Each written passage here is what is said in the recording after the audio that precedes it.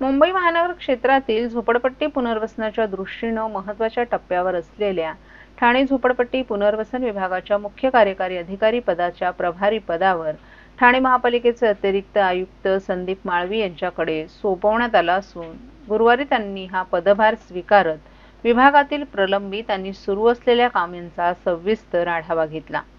मुंबई शहरापुरती मर्यादित असलेली झोपडपट्टी पुनर्वसन योजना विस्तारत ठाणे शहरासह महानगर क्षेत्रातील इतर उपनगरांमध्ये लागू करण्यात आली आणि त्या अनुषंगाने 2020 मध्ये स्वतंत्र ठाणे झोपडपट्टी पुनर्वसन विभागाची स्थापना करण्यात आली। दरम्यान या विभागाच्या कारभारात सातत्याने बदल झाल्याने स्थैर्य हरवल्याचं चित्र होतं। सुरुवातीला सतीश लोखंडे यांच्याकडे ही जबाबदारी देण्यात आली होती। त्यानंतर परब सोमण यांनी 2023 मध्ये पदभार स्वीकारला। मात्र काही दिवसांपूर्वी त्यांची वर्धा येथे बदली करण्यात आल्याने हे पद रिक्त झालं होतं। या पार्श्वभूमीवर अनुभवी आणि प्रशासकीय दृष्ट्या कुशल अधिकारी म्हणून संदीप माळवी यांच्याकडे प्रभारी पदभार सोपवण्यात आला आहे। ठाणे, नवी मुंबई, कल्याण, डोंबिवली, उल्हासनगर आणि भिवंडी सारख्या झपाट्याने वाढणाऱ्या शहरांमध्ये झोपडपट्ट्यांचं प्रमाण आणि पुनर्वसनाचं आव्हान लक्षात घेता या विभागाची जबाबदारी अधिक प्रभावीपणे पार पाडण्याची गरज असून माळवी यांच्या नेतृत्वाखाली झोपडपट्टी पुनर्वसन योजनेला नवी दिशा मिळेल अशी अपेक्षा व्यक्त केली जात आहे। पदभार स्वीकारताच त्यांनी संबंधित अधिकाऱ्यांची बैठक घेऊन प्रलंबित प्रकल्प, पुनर्वसन प्राधान्यक्रम आणि रहिवाशांच्या समस्यांचा आढावा घेतला। शासनाच्या उद्दिष्टांनुसार अधिक गतिमान आणि पारदर्शक कारभार ठेवण्याचा निर्धारही त्यांनी व्यक्त केला।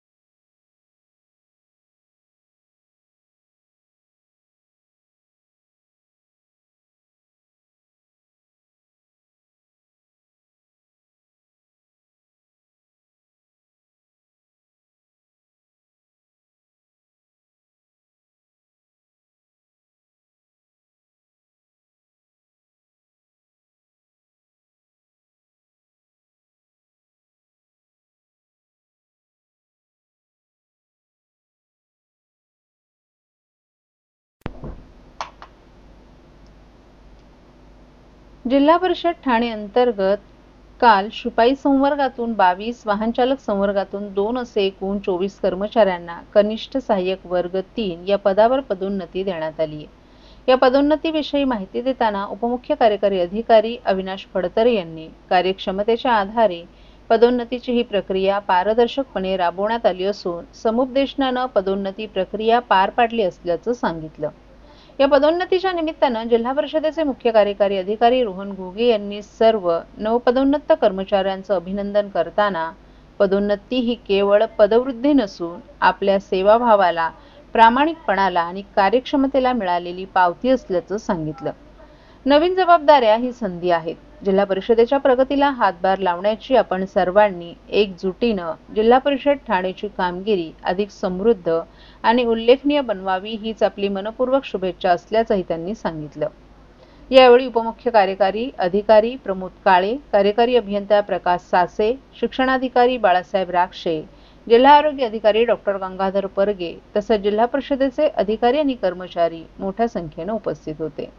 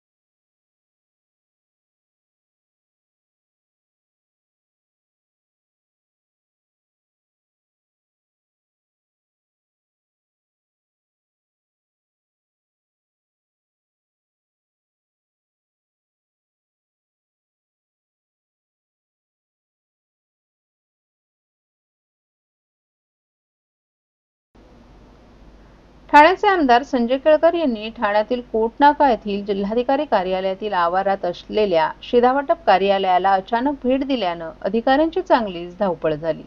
आमदार केळकर यांच्यामुळेच ISO मानांकन मिळालेल्या या शिधावाटप कार्यालयात केलेल्या कामात PWD कडून दुर्लक्ष झाल्यानं आमदार केळकर यांच्या निदर्शनास आल्यानं त्यांनी संबंधित अधिकाऱ्यांना तातडीनं बोलावून घेतलं. यावेळी रेशनिंग कार्यालयाच्या मुख्य अधिकारी चव्हाण मॅडम, PWDचे सचिन पाटील आणि अधिकारी वर्ग उपस्थित होता. आमदार केळकर यांनी PWDच्या माध्यमातून पडझड झालेल्या या शिधावाटप कार्यालयाचा कायापालट केला होता. त्यामुळे या कार्यालयाला ISO मानांकन मिळालं होतं. आज या कार्यालयाला आमदार केळकर यांनी अचानक भेट देऊन पाहणी केली. यावेळी कामासाठी आलेल्या नागरिकांनी आमदार केळकर यांची भेट घेऊनही संवाद साधला.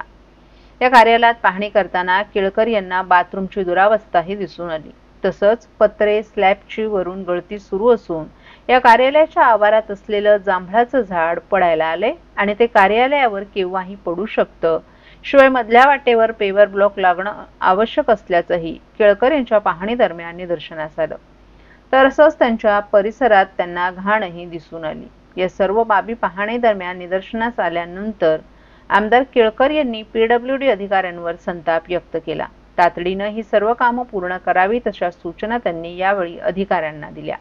यावेळी अधिकाऱ्यांनी 10 ते 12 दिवसात कामं पूर्ण करणार असल्याचं केळकर यांना सांगितलं. शिधावाटप कार्यालय हे पब्लिक प्लेस आहे. येथे नागरिकांची दररोज ये-जा असते. त्यामुळे हे कार्यालय सुस्थितीत असणं आवश्यक आहे. PWD अधिकाऱ्यांनी लवकरात लवकर काम पूर्ण होणार असल्याचं जरी सांगितलं असलं तरी आपण पुन्हा या कार्यालयात भेट देणार असल्याचं आमदार केळकर यांनी सांगितलं.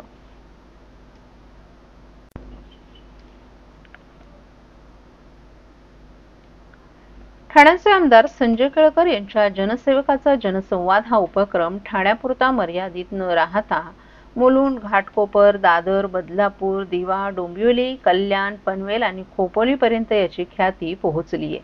या उपक्रमात नागरिकांच्या समस्यांचं निरसन होत असल्यानं दर सोमवारी आणि शुक्रवारी मोठ्या संख्येनं नागरिक आपल्या समस्या, अडचणी आणि गाऱ्हाणी घेऊन आमदार संजय केळकर यांना भेटण्यासाठी येत आहेत. आज झालेल्या या उपक्रमातही शेकडो नागरिकांनी आपल्या तक्रारी आमदार केळकर यांच्या समोर मांडल्या.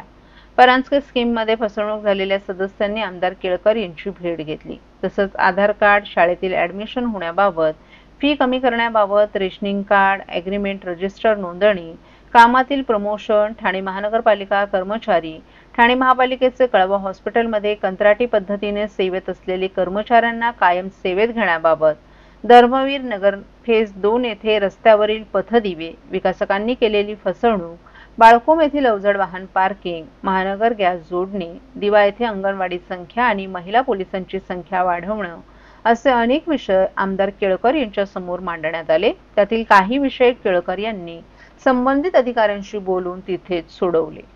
जनसेवकाचा जनसंवाद हा उपक्रम नागरिकांच्या हक्काचा आहे. या उपक्रमात आलेल्या नागरिकांचं समाधान हाच आपल्यासाठी आनंदाचा क्षण असतो. त्यांच्या आलेल्या तक्रारी आणि निवेदनांवर आमच्याकडून पाठपुरावा होऊन त्या तक्रारी सोडवण्याचा प्रयत्न आम्ही करत असतो. आपल्याकडे येणाऱ्या तक्रारींमध्ये विकासकांनी फसवणूक केलेल्या तक्रारी अनेक आहेत आणि अजूनही येत आहेत. ही बाब अत्यंत गंभीर असून वेळी जर त्या विभागातील संबंधित अधिकाऱ्यांनी लक्ष दिलं तर नागरिकांची फसवणूक होणार नाही. या फसवणूक झालेल्या नागरिकांशी, कुटुंबियांच्या पाठीशी आपण ठामपणे उभा असून त्यांना न्याय मिळेपर्यंत लढा सुरूच ठेवणार असल्याचं केळकर यांनी सांगितलं.